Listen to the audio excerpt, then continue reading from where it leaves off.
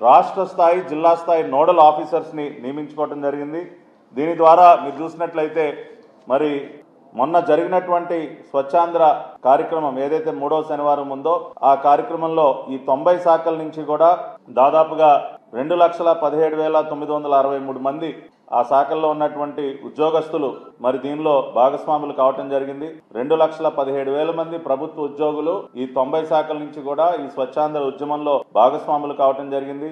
ఉదాహరణకి school education చూసినట్లయితే దాదాపుగా 59,551 మంది, వ్యవసాయ శాఖ నుంచి 8,772 మంది, అదేవిధంగా వివిధ శాఖల నుంచి పంచాయతీరాజ్ డిపార్ట్మెంట్ 9,183, సెర్ప్ నుంచి society for elimination of rural poverty నుంచి 27,304, ఈ విధంగా ప్రతి డిపార్ట్మెంట్ నుంచి కూడా women development and child welfare నుంచి దాదాపుగా 55,607, అంటే ఇట్లా ఆ డిపార్ట్మెంట్ ఉద్యోగస్తులు ఆ డిపార్ట్మెంట్తో కలిసి పనిచేసేటటువంటి అనేక ఆర్గనైజేషన్కి చెందినటువంటి వారు అన్ని కలిపి దాదాపుగా 2,17,000 మంది.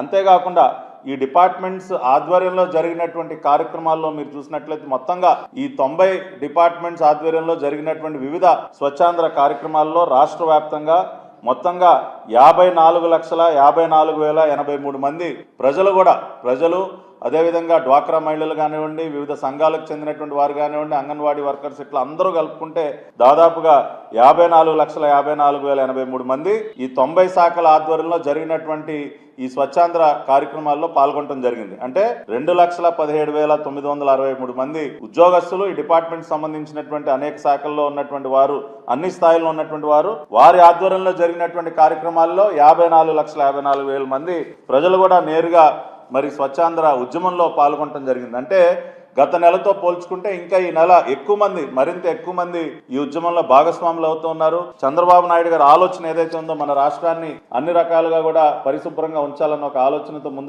అడుగు ముందుకు వేస్తున్నటువంటి ఆయనకి అండగా మరింత మంది నిలబడుతున్నారు.